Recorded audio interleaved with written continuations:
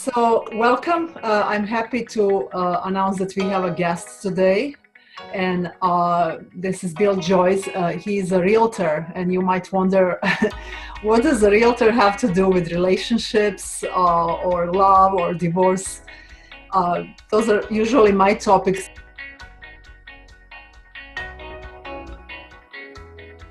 Bill, would you tell us a little bit about yourself and what you do? Sure. Thank you, Delina. Well, I'm a broker out of Sacramento, California, and have been working for the past, 10, 12 years with clients, helping people buy and sell real estate as you'd expect. Lately, perhaps in the past couple of years, I've gotten much more focused on education and advocacy. And I've come to the conclusion through my own personal experience and the experience with clients that home choice plays a huge role in how people's lives unfold from that point of purchase on, for a variety of reasons. It's because of the kind of money a home takes, because of perhaps location. There are so many ways that home choice impacts every aspect of your life, and I think a lot of people aren't really aware of that when they're making that decision, and they end up perhaps with a life not necessarily of their choosing, certainly the house of their choosing, but a life that unfolds differently than perhaps they might have expected. So I'm much more now focusing on education and advocacy. Education, teaching people how to choose the right home for the life they want to lead, not necessarily how to choose the best house. And advocacy, in particular, helping people choose the right agent, someone that's going to be able to help them do this. And it's surprising, most, an agent is an employee. This is an employer-employee relationship, but most home buyers don't actually choose an agent. They, in the evolution from an idea, maybe we should get a house, to actually buying a house, at some point people become inspired to go look at a house. And they find a house either online or driving around that excites them. And whoever they call associated with that house, and whoever shows up, in most instances becomes their realtor. That person is their agent, and that's not how you choose an employee. That is such a roll of the dice, and you end up with some random selection for someone who's going to help you spend hundreds of thousands of dollars and make this life-altering decision. So that's my focus. Now at this point, I'm helping people learn how to buy the right house and then choose the right help to get it done. Wonderful. That kind of reminds me of what I'm talking about in terms of marriage and divorce. The reason why I'm talking about this is underlying reason for many divorces is actually people not putting enough effort into their marriage. People often do not get a chance due to being so busy and due to so many daily obligations. They don't get a chance to actually invest into relationship, and then other causes of divorce occur. Infidelity. People want playfulness and joy in their life. They don't want to just play these roles of provider and child care worker.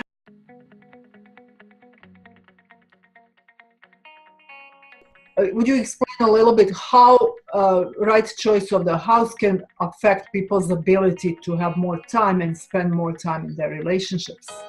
Well, that's such an important question. I think it gets overlooked when people are in that home shopping mode. Buying a house is an exciting thing, and it feels like it's certainly in a marriage, a very couples thing to be choosing your home together, and it's fun and exciting, and you feel you're in this relationship building kind of activity.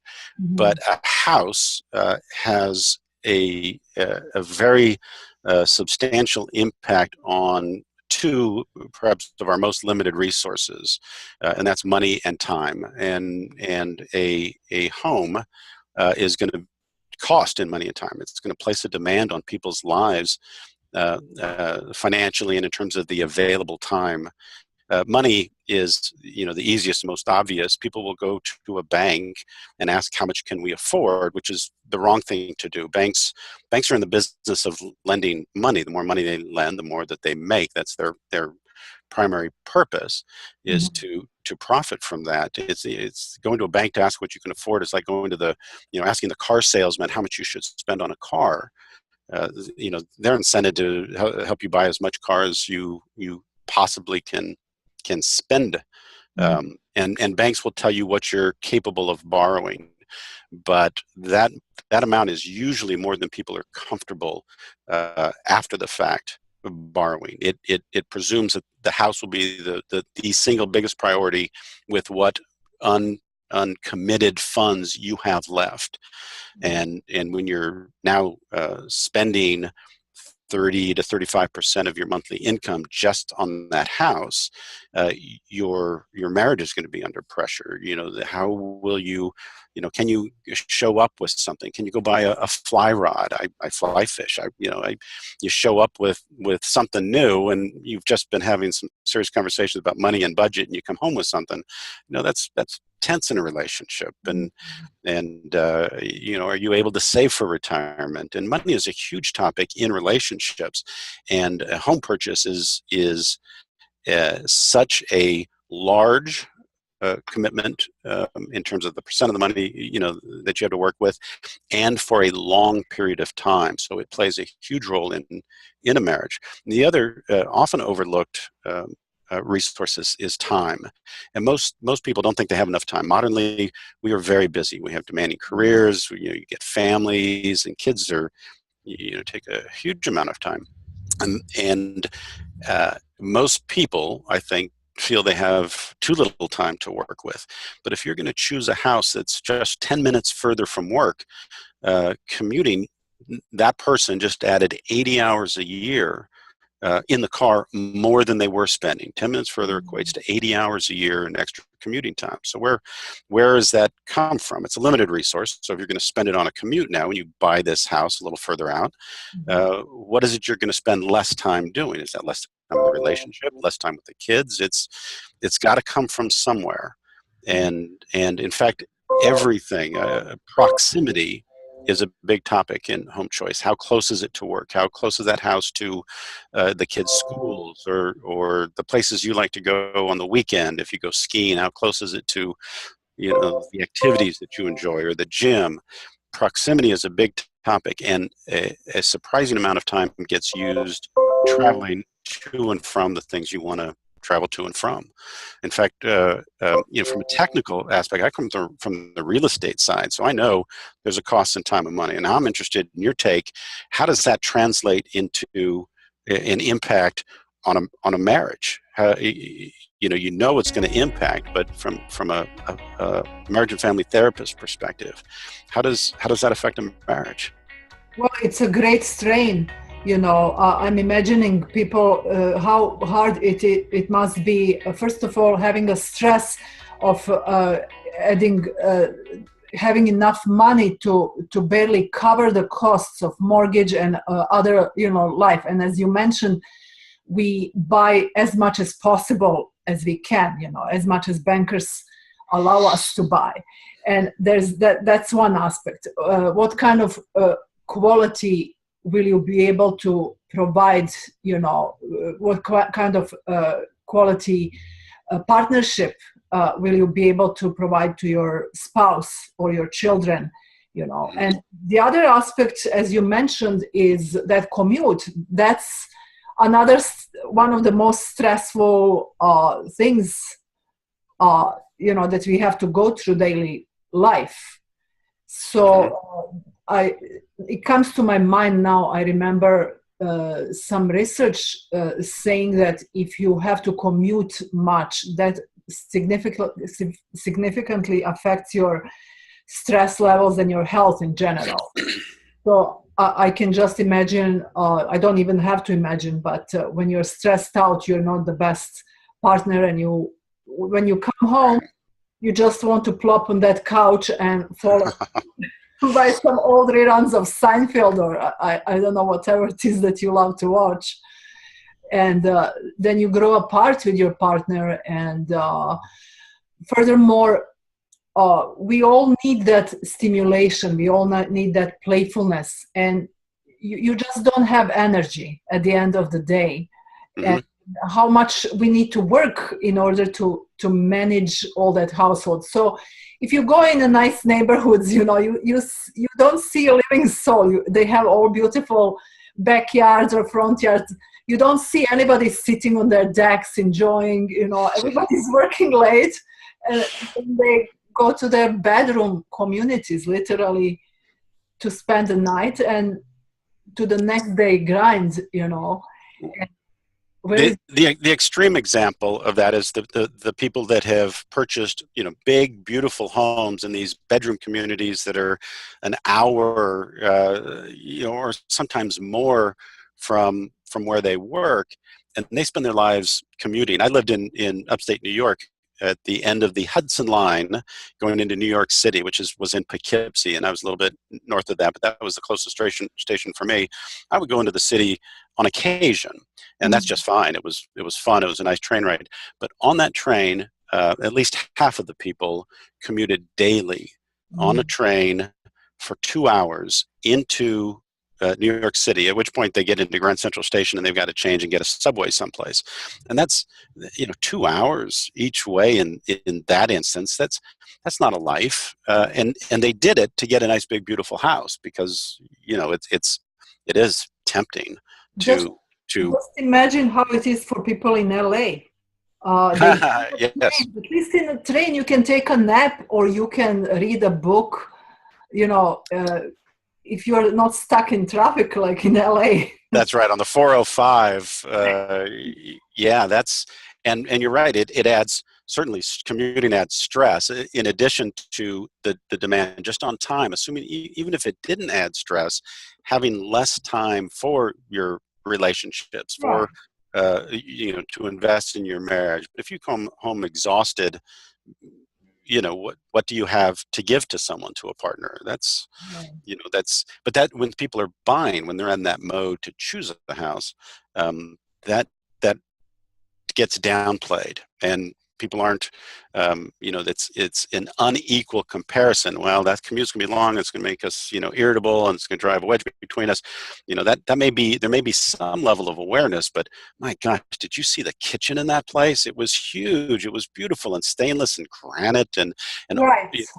When that's right in front of you, and you're making that decision, and all you're thinking about is this house versus the last one we saw, it's easy for these life-changing things to get downplayed, if not just swept under the rug entirely. And a lot of that is we are influenced by this marketing, that we must have this granite countertop, But how much does that actually affect your lifestyle? The ultimate question is, does granite countertop versus whatever another kind is affect your lifestyle significantly, life quality? Where is that, where is that kind of point where your lifestyle is significantly affected? How many rooms actually do people use in their house, and how much do they actually need to actually? And those are great questions. People need to explore for themselves how important the house is, in contrast, and this is the part I think that gets missed, is in contrast to more real life values. How important is granite countertops and wood floors and big rooms and a spare bedroom in contrast to the stress and anxiety and the time required for a longer commute, or the financial stress and the inability to save for retirement. These are no longer apples to apples, and most people buy houses apples to apples. They come up with the dollar they're willing to spend, and they find the nicest apple, the nicest house that money buys. But they're not making the apples to oranges. It's like, all right, do I want to save for retirement, or do I want granite in the kitchen? Right. And those are, is it my marriage and time to spend with my partner, or a big backyard in a nice neighborhood? And those are the comparisons I think people need to be making. Well, Bill, there is something that's very significant in studies of psychology, there is I don't know if you're aware of that. There is Maslow's pyramid of needs, and the first one is physiological. Basically, you need food, and the very next one is shelter. You need a home, and obviously, home or shelter doesn't, for human beings, doesn't necessarily only mean, shelter. It also means that belonging to a family. I have place to go. I have people there. So there was this study that kind of reflected a little bit on that that I found in Guardian article, and I will post the link to it. It says that over past 40 years, empirical studies supported this Maslow's idea that overall life satisfaction is dependent on satisfaction with some of the most important parts of life.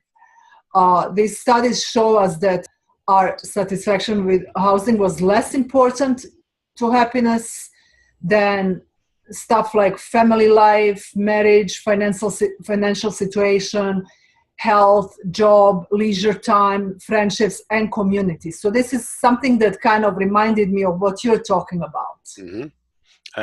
Absolutely. And it's it connected to these things that we need. So I am familiar with the Maslow's hierarchy. It's the hierarchy of need, and it breaks out what these basic human needs are, and they started very simple needs, and I guess he argues that there's kind of a progression. You need shelter, and you need some safety from the elements, from tigers.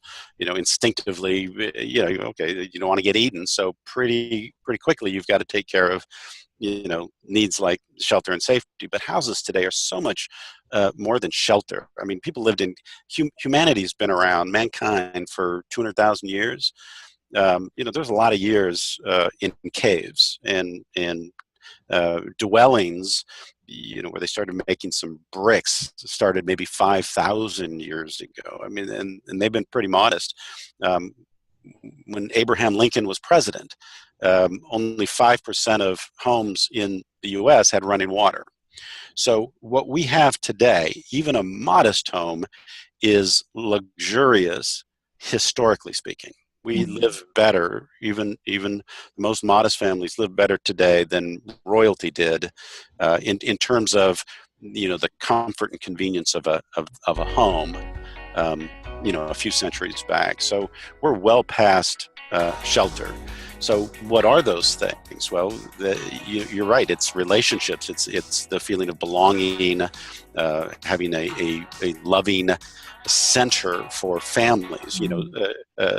Early mankind, it was tribes. It was groups of people working together. Now the tribe is a family. It's the nuclear family, which is mom, dad, and the kids. And that new tribe lives in a single family home, and that's their center, and that's where you create these emotional connections to family, and so people connect that, I think, with a home. And I think it's important to make a distinction between a house and a home, because when people are buying, they're imagining the fantasies in their mind that they play out are the entire family, around the dining room table for a holiday dinner, and that's a wonderful thing. That's a great, mental image, and that's part of the emotion that gets connected with home. But a house is just the box. A house is a structure. It's it's the walls and the roof. And honestly, there's plenty of houses to choose from. And if this one burned down, you can go buy another or rebuild it. Or the house isn't the home. And I think it's important for people to make the distinction between a house and a home. You buy a house, you build or create a home. And so as people buy houses, they think they're buying that life they're fantasizing about. They're not. They're buying a structure that they can go create that home in, but honestly, the apartment they're living in now, they could create that home in. And if they don't have that home now, it's because they're not creating it. And so making that distinction, if you think you're going to have this life because you buy a house, you're not. The home and the emotions and those feelings come from discipline. It's like joining a gym I don't know if you've ever joined a gym, but it doesn't make you fit. In that moment, you can be inspired, and Uh-huh. and I don't know if you've done this, but I've done this. You can be very expensive. I think the gym just makes a lot of money on people who are inspired in a moment, but never show up. And but that's the difference between a house and a home. You can buy that, but creating that emotional center that I think people are really Just looking. like it kind of goes along with creating that relationship. You may fall in love with somebody and get these butterflies at the beginning, but to Right. create a deep, lasting relationship, it takes time and energy and Yeah. Yes, that's and right. The discipline to make the thing you imagined having it's exactly in your world. So this is why this is so interesting for us to talk, because right, these things are intertwined. exactly. A marriage and a home choice are, Symbolic, it's a metaphor almost. yes, yes. I would like to ask you a little bit more about divorced women in general, divorced people in general. What is their, how can they create home, and what's the advice for them in terms of, obviously it depends on their finances and what the goal of purchase is. It could be investment, it could be Mhm. place to live. So would you say something about that? If I had I'm divorced myself probably a few years now. And divorce is a time of, or at least for me, just incredible transition and uncertainty. And, you have, in a sense, the opportunity to figure out who you were, who you are, and who you want to become. Um, and I make the distinction when it comes to like buying and renting, between wanting and needing roots and wanting and needing wings. And roots are when you're ready to settle down. You're going to start a family and you're going to be there for a while. Home ownership is meant for people who are looking for certainty, that are looking to be there for a while. Certainly financially speaking, it's there's no point in buying a place if you're not going to be there at least 5 years. And even then, if it's only 5 years, I'm not sure I'd bother with it. I would keep my options open. Uh, Divorce is a good time for having wings, where you can do anything you want. You can relocate. You can go to another part of town or another part of the country, and in all likelihood, you're going to go through transitions that will cause you to see your world differently and your options differently, and that's generally speaking a time for wings. But I also believe that emotionally, a lot of people want certainty. They want, because it's such an unsettling time. And I think if I had a recently divorced or someone going through divorce, wanting to lock down something, wanting to feel more stable and more personally, I would probably um, um, ask questions down this vein. Is this, are you trying to create some sense of certainty in your life? Because I'm not sure that owning a home really does that, and if it does, I think it's somewhat artificial. So I would really explore, is this going to give you the thing you crave? um, because it's just an uncertain time, and honestly, the house doesn't necessarily make divorce less uncertain. Divorce is just uncertain. Now, um, that said, if someone is in a financial position, um, real estate, I've grown to be skeptical of Wall Street and stocks and funds, and there's a lot of market volatility. Real estate is a great investment. Um, if someone's in a financial position, buying a property, but a more modest property that could become an income property, have some future rental. Nice houses don't make good rentals. Modest houses make great rentals, and they can be very profitable. There's great financing available if you're going to live there for a few years. So the idea of buying something that's a future income property that's a little smaller, a little more modest, takes perhaps some pressure off financially in terms of monthly payments over buying a bigger, more expensive home, knowing that you can just move out and rent it, could be a real sensible choice. I kind of wish I went, in retrospect, that route. But other than that, with accepting that, I think I'd be very cautious making a commitment during a time of divorce. Right. It's a time when I recommend people to kind of figure out who they are, because you live this life on autopilot, kind of raised to want certain things and do certain things, and now you can kind of figure out what will make you happy. Right. It's yeah, and marriages and family life is a combination of who you are and who you need to be, especially if you're a parent. Exactly, You know, it's navigating that with a partner is one thing, but with kids, you just right. you got to be that person. You made that you got teenagers now, so there you are.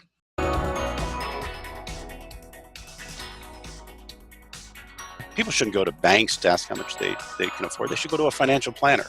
And people don't even think to go to a family therapist to explore, all right, how will this affect our relationship? Because we're, both parties typically in a relationship are excited about the house.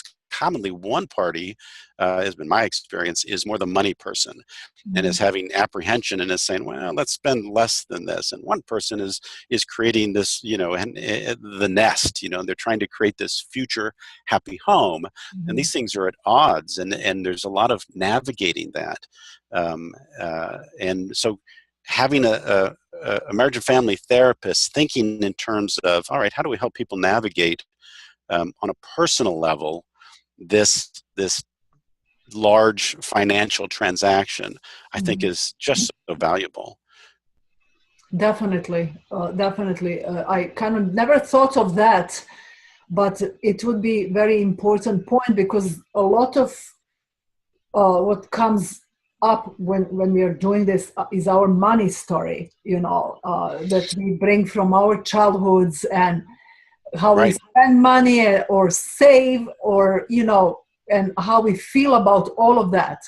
And the second point is, in marriage, the money is one of the biggest issues that people argue about, and it can actually one of the causes of divorce, and that would be definitely useful.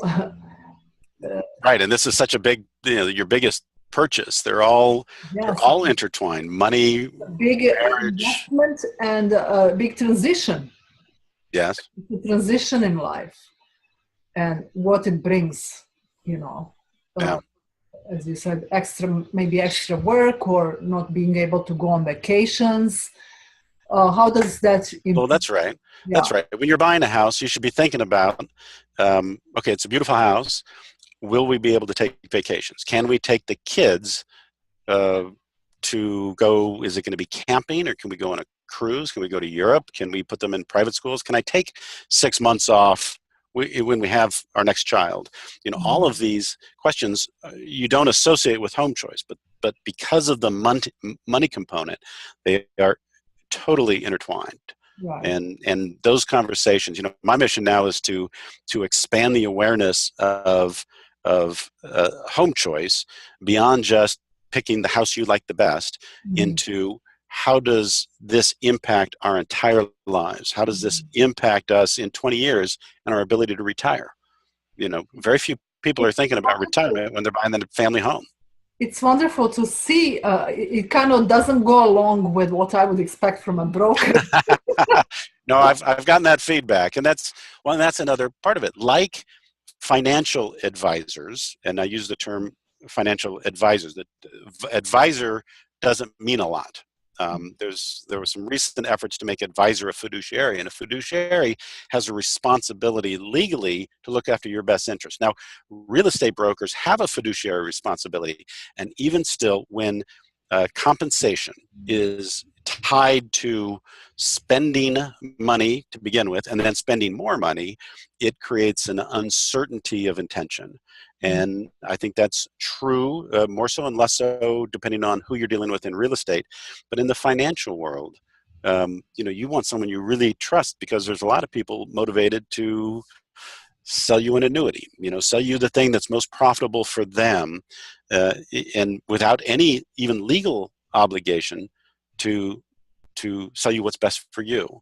So it's that I feel like I've got an unusual and somewhat unique message, in that, it's time to step back and teach people how to do this properly, because you cannot fully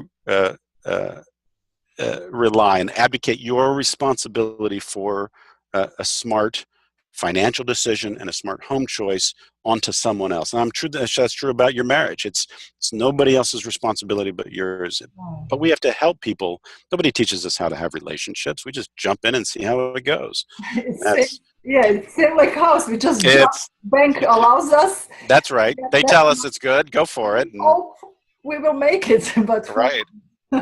In reality, those end up to be ruinous choices a lot. I would say home choice is the second most important choice you make next to choosing a life partner in terms of your happiness and quality of life for the rest of your life. And nobody really prepares people for either. Tell me a little bit more about you and your practice, because this overlap is just so exciting to me in that you get it from that perspective, from the relationship perspective. Tell me more just about your practice, where you're at, and the kind of clients you work with.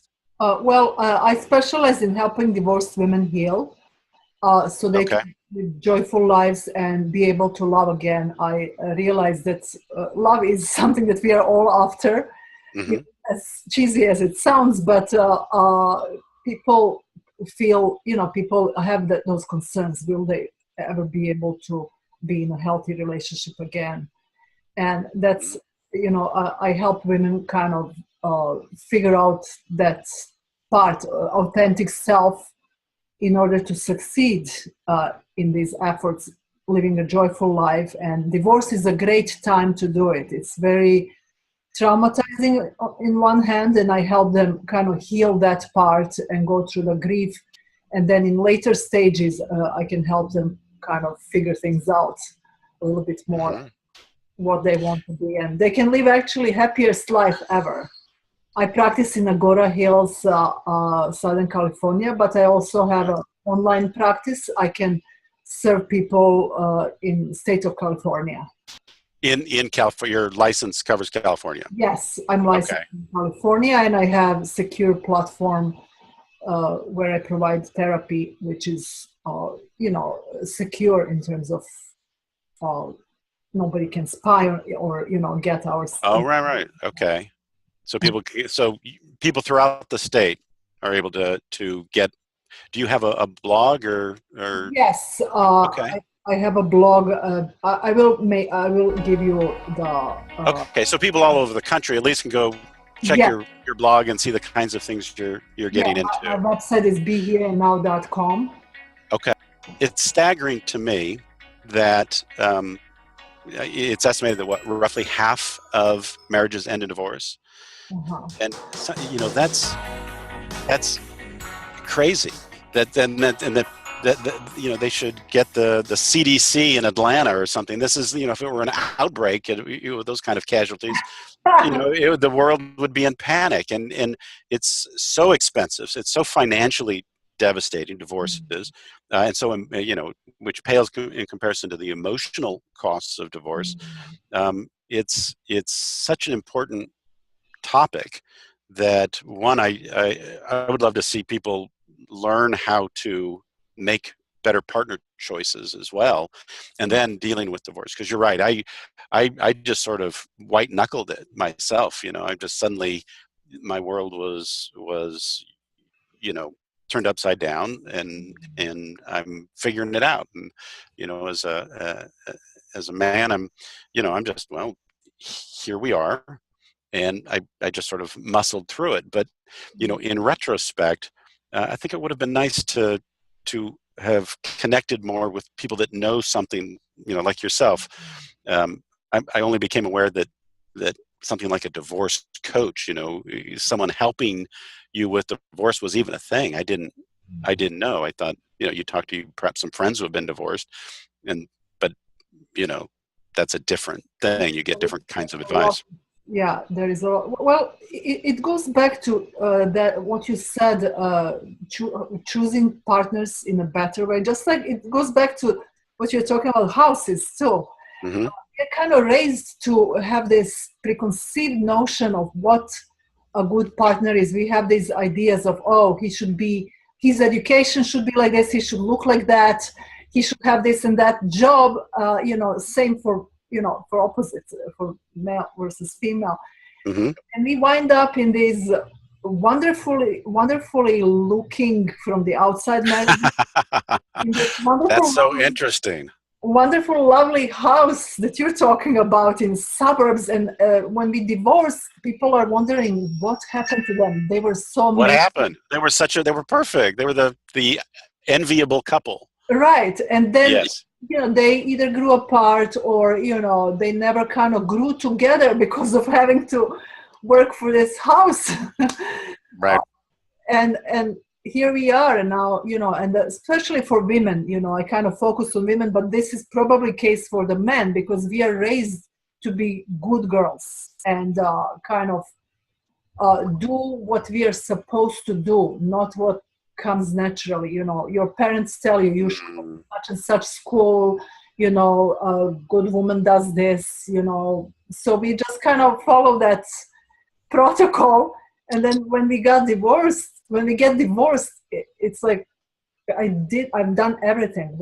What's I did what I was supposed to do. Right. Well, that's interesting, because at least, my generation, there was that script for, the good life, the American dream. And that's, you go to school and you graduate from whatever level, perhaps high school or college, and then you get a job, and then you get, married, and then you get a house, and then you work like crazy and save, and then you retire, and then, I don't know, you do nothing for a while. That's like some big ambition.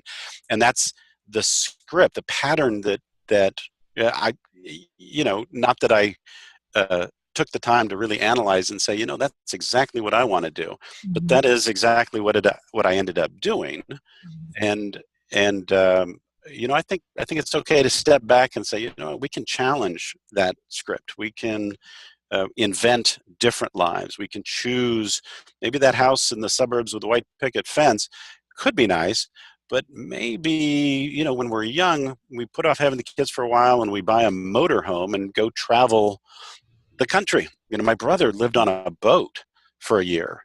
He was a doctor. He went to medical school, and he was an emergency room doctor. And I don't know how he did all the things, but, looking back on the world he created for himself, it's remarkable the kinds of choices that we can make, but often don't. And I always talk about people who quit their law practices and go and herd alpacas. There was a case that I remember back then. So they're just not happy in that life they create, that was, given to them, that forced them. See, I wonder if that's a little bit of what divorce is. It's like, that's what, I thought this was going to be my life, and it's a combination of everything, not perhaps just the relationship with the partner, but the life that unfolded. And I believe, and I see it in how I work with my clients, it's not as well orchestrated as it should be, and in terms of how people plan their lives, and certainly a home choice. Sometimes they're just doing it. They just show up and figure, it's time for a house. Everyone says it's good. Our parents are telling us it's a good idea. It's financially responsible. We just know that that's true. And then they go to the bank. How much can I afford? Then they go shopping, like a big trip to the mall for to buy a $500,000 collection of consumer products. And it's like, people should step back and decide, what do they value in their lives? What, in the end, is this pretty house more important than my marriage? I think most people would say no. And if they'd said yes, they should not buy the house and be reconsidering the marriage. Right. And so, yes, if you're going to be married, that should be a priority somewhere. And then there's the kids, and then there's your financial future. And those a house should fall well below the things you really value. A house is a thing, and things aren't values. Things are things. But if what you want is a good relationship with your spouse and your family, some time to really develop those relationships, some times with friends, some family vacations, and some money for retirement, and and then you know those are the things that are most important, you would choose a different house. If Right. those are things that are important, in all likelihood, you would choose something more modest, something less demanding of time and money, um, so that you had the time and money to put into the things you value most. And it would be a different world. And that's part of my mission now is let's get people rethinking how they do this, because they're buying nice houses and sacrificing great lives, unfortunately. I hear you. It totally goes along with my message. Yes, good. Just from different angles. Yes. Well, thank you so much. Uh, Sure. I will contact you. We'll keep in touch. Okay. Okay, and perhaps we can, as we find particular topics, we can do this again, because I think we're speaking in general terms, but I think the connection between relationships and houses, money, and time are intertwined in ways that even though we're thinking in those terms now, that has yet to be uncovered. Right. I think it's a topic at its infancy.